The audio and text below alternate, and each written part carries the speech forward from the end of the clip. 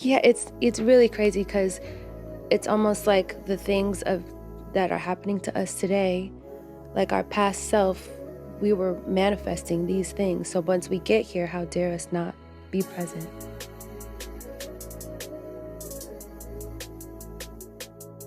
And like say, thank you, and just show gratitude and think in abundance, and then move on to the next thing. Let's talk SNL for a second. That had to be one of those bucket moments for you and for Martin. I've always dreamed about being on SNL. Who doesn't? My whole staff dreamed about getting me on SNL. And as it turns out, I was on a retreat, and I made a goal that we're going to be on SNL, and that day they called me. Wait, is that for real? That's for real. Do you believe in manifesting? Oh, yes, I do. Wholeheartedly. I manifested I'd be the queen of New York real estate. And here you are. And I did it for 25 years, and I became the queen. Imagining being in front of the camera one day, not like I really knew the intricacies of being an actor or, the layers behind cinema and the shaping of cinema. So, but I'm grateful that she didn't stop me from being in front of the television, because a lot of my dreaming and imagining and sort of getting lost in the world started from there.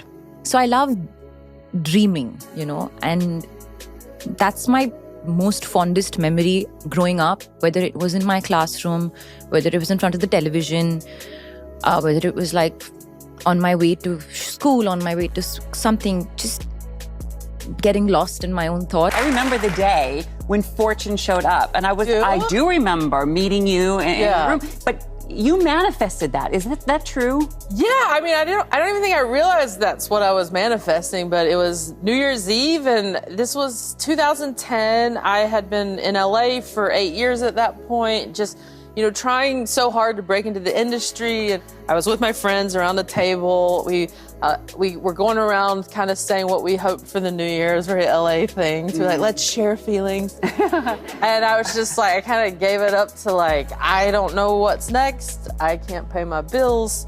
I'm working hard. This is what I want. I'm just open to whatever the next thing is I'm supposed to do. And I'm giving myself over to whatever is supposed to be next. And to break the tension, I was probably bumming everybody out.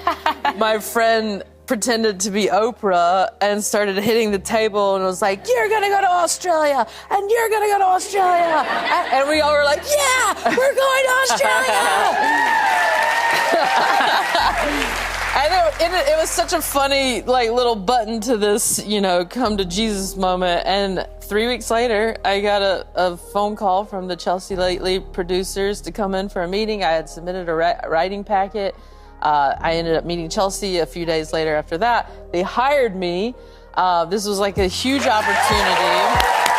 Wow. They hired me as a writer, and then I got to be on the show. And my first day of work, I'm talking with one of the showrunners, and he says, oh, by the way, in May, we're going to film a week of Chelsea Lately in Australia, and you're coming. You're going to Australia. Right?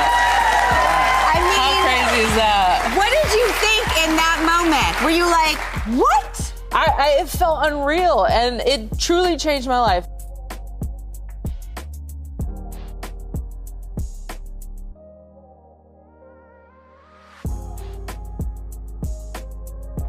But I read The Great Gatsby for the first time on my own outside of school for the first time, I think, when I was in the 4th or 5th grade. Yeah. And then I read it dozens, maybe even possibly 100 times before I graduated high school. Wow.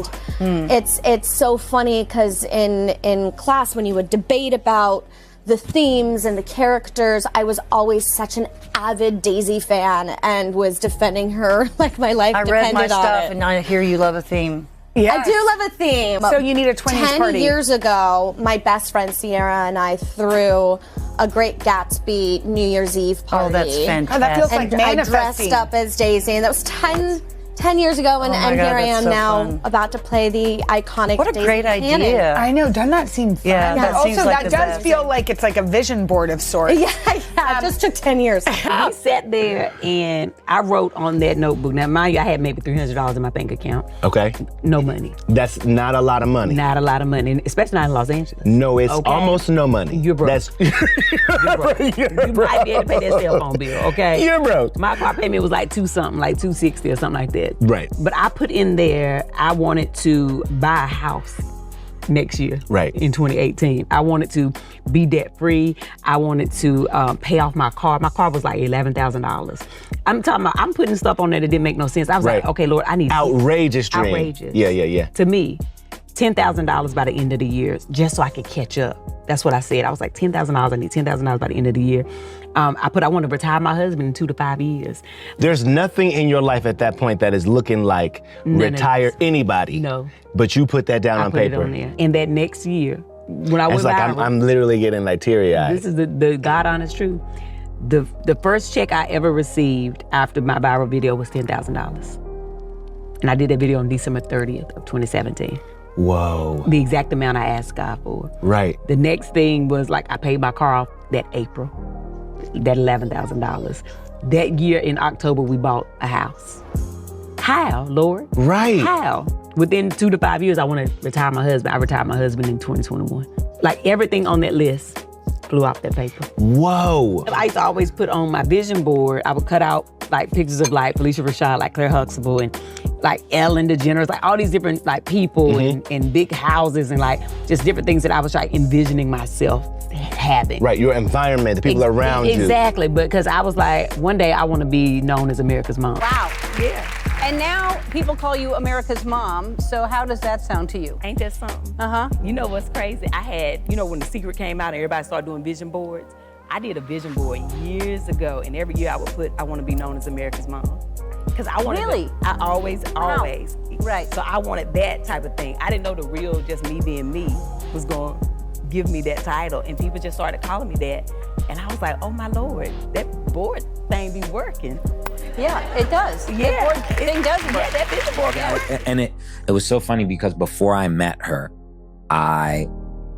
with my therapist, I had made a list saying like, these are all the things I want. I'm tired. Tell me the list. Do you want to know it? Yeah, I want to know the list. Okay. So, and I was like, okay, it's time to be a grown-up. Like, I want to like start a life. I want to have a family. I want to find a person that like is my other half, that makes me feel better and I make them feel better. And it's a give and take. It's the perfect yin and yang.